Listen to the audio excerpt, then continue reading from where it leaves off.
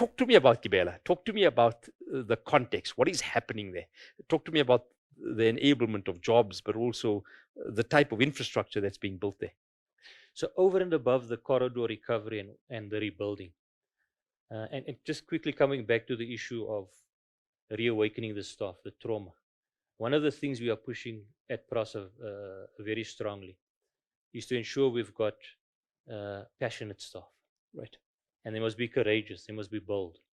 And it starts from the front. You lead by example.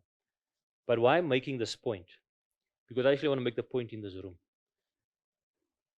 At PRASA, we want to be proudly South African. And this is a project that we must all be proud of. This is a project that has been created by PRASA. Yes, you've heard of the GIBELA project. When you hear the word GIBELA project, remember this is a PRASA project. It's a project that was created by an SOE. Yes. And it's a good story to tell. So the new trains that we are rolling out on all of these corridors, I hope some of you have been on the new trains, the blue trains. isitimela Sabantu, the people's train. And we're rolling it out on more than 80% of the corridors. These trains are being manufactured in South Africa. We are not... Yeah.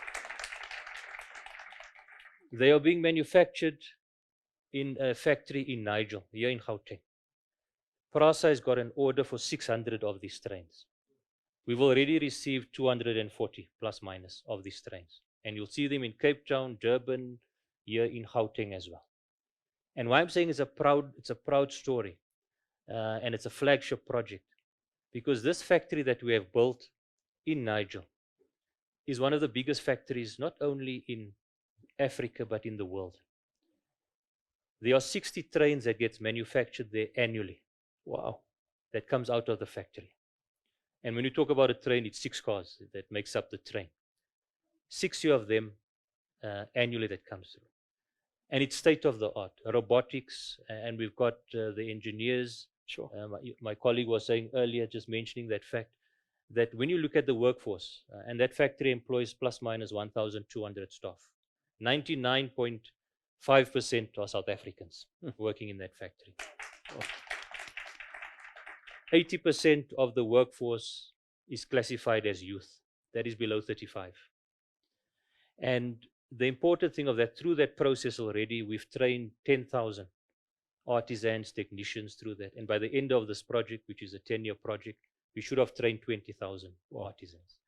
If you look at, besides the fact that we are building these trains in South Africa, we've set very clear localization and empowerment targets. Right. Empowering SMMEs, looking at localization of... So when you go to the train and look at the various components, over 70% is locally produced. So this is not an assembly plant, it's a manufacturing plant that we're talking about.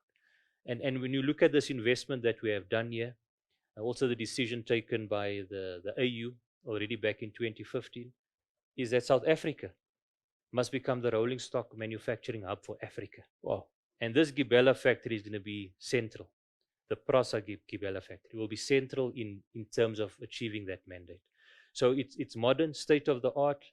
If you've been on the trains, you would have seen all the features. And part of that strategy, because we touched on it earlier about the passenger numbers. And while it sounds like the 400, 500 million passengers per annum is a lot, our target is above that. Right. And the reason for that is with this modernization, and I'm sure many of us, if not, well, all of us here came with a vehicle to this event, I'm sure. But those trains will entice you to get out of your vehicle. Because number one, it's air conditioned. So your car's got air conditioning. We've got to make the comfort features that are there. Yeah. We've got CCTVs in the camera, in the trains. We've got the ability to communicate the driver, our train control center, with the passengers in the train. For those that have been on there, security is there, safety.